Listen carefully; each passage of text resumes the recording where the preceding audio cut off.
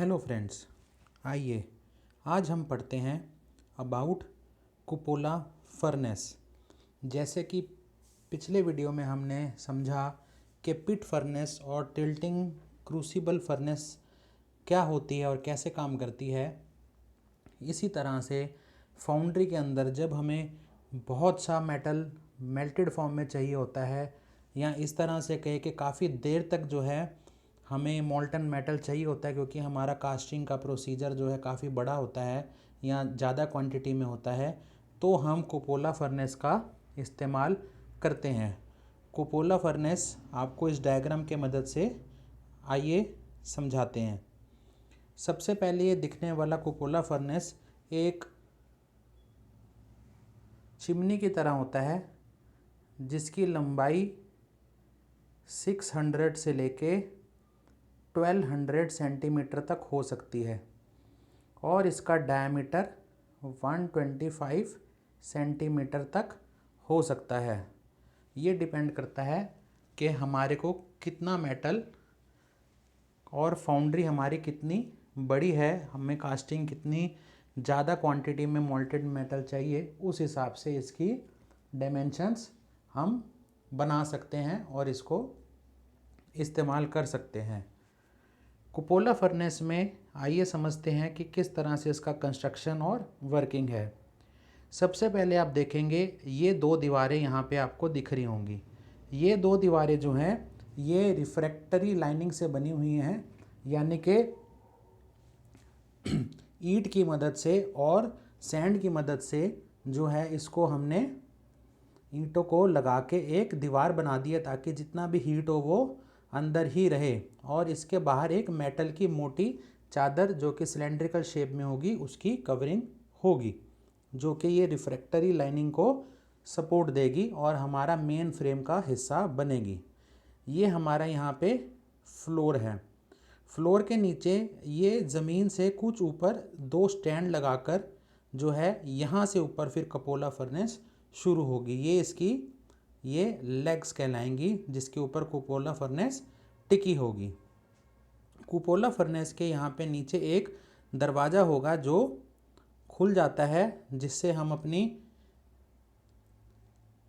कोयला होता है, जो कोक होता है, उसकी जो ऐश होती है, राख होती है, उसको रिमूव करने के लिए इस्तेमाल करते हैं। जब हमारा कुपोला फर्नेस ठंडा हो जाता है, हमारा मोल्टन मेटल जो है हमारा रेडी हो जाता है, उसके बाद जो हम बंद कर देते हैं उस फर्नेस को, यानी कि उसके अंदर और किसी भी तरीके का कोई कोयला, कोक या मेटल को नहीं पोर करते, तो उस केस में जो है ठंडा होने के बाद इसको खोल के हम सारा फ्रेश कर लेते हैं अंदर से, ये सारा जितना भी मटेरियल बचा होगा। ये ऊपर का हिस्सा कहलाता है स्टैक। ये हिस्सा खाली रहता है जहाँ पे हमारी बर्निंग होगी और यहाँ से जो धुआं निकल के यहाँ जाएगा। ये होता है स्पार्क अरेस्टर, एक कोनिकल छत टाइप सी होती है, जिसके अंदर जो भी यहाँ से चिंगारियाँ उड़ के आई होंगी वो यहाँ पे आके टकराएंगी और वापस इसी में गिर जाएंगी, ताकि वो इधर उधर एटमॉस्फेयर में ना जाएं और किसी किस्म का कोई एक्सीडेंट ना हो। यहाँ से जो है एग्जॉस्ट गैसेस बाहर निकल सकती हैं।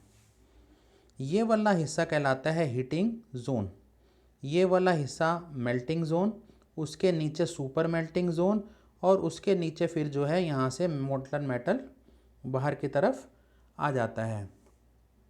यहाँ पे होता है चार्जिंग डोर, जहाँ से हम अपना मेटल को जब ज़रूरत पड़े तो और डाल सकते हैं, तो इसे कहते हैं चार्जिंग डोर। ये यहाँ पे एक पाइप होता है जिसे कहते हैं ब्लास्ट पाइप, जिससे हम ब्लोअर फ़ैन, कहीं दूर ब्लोअर फ़ैन लगाकर उस ब्लोअर फ़ैन की मदद से जो है एयर सप्लाई करते हैं, ताकि जो है हमारे यहाँ पे ऑक्सीजन लेवल कम ना हो और हमारा कोक अच्छे से बर्न हो और अल्टीमेटली मोल्टन मेटल सही से मेल्ट हो। तो यहाँ पे टोरेस दिए होते हैं, यानी कि छोटे छोटे यहाँ पे होल्स रहते हैं रिफ्रैक्टरी में इस जगह पे, जिससे जो है एयर जो है अंदर जा सके। ये यहाँ पे नीचे इतने सी जगह में होती है सैंड, जिसके ऊपर सारा का सारा बेस तैयार किया जाता है। तो आइए देखते हैं इसको कैसे हम ऑपरेट करते हैं। सबसे पहले इस ढक्कन को खोल के ये सारा ऐश बाहर निकाल लिया जाएगा और फिर एक बंदा, एक वर्कर यहाँ से अंदर जाएगा और ये सारी जगह पे देखेगा कि क्या यहाँ पे कोई रिफ्रैक्टरी लाइनिंग पे कहीं कोई क्रैक्स हो गए हों या कहीं पे कोई ईंट टूट गई हो, तो उसकी रिपेयरिंग करेगा, अंदर सारी सफाई करेगा फॉर दी नेक्स्ट ऑपरेशन।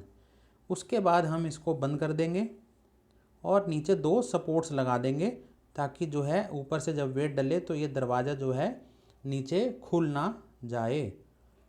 उसके बाद जो है हम इसके अंदर यहाँ तक जो है कोयले को भरेंगे, कोक को भरेंगे और उसके साथ यहाँ पे नीचे थोड़ा सा पहले वुड लगाएंगे, फिर ऊपर उसको जलाएंगे और फिर ऊपर से कोयला डालना शुरू करेंगे। धीरे धीरे कोयला डालेंगे और कोयला जब इस पोजीशन तक आ जाएगा फिर उसको जो है हम इग्नाइट होने के लिए, अच्छे से जलने के लिए छोड़ देंगे। जैसे ही वो अच्छे से ग्लो हो जाएगा, हम चार्जिंग डोर की जगह से छोटे छोटे मेटल पीसीस प्लस उसके अंदर कोयला प्लस उसके साथ कोई स्क्रैप मटेरियल प्लस उसके साथ फ्लक्स यानी कि लाइमस्टोन या कोई और मटेरियल जो कि जब आयरन मेल्ट होगा तो उसके ऑक्सीडेशन को रोकेगा और उसके अंदर जो है प्योर मेटल ही हमारा बाहर आएगा।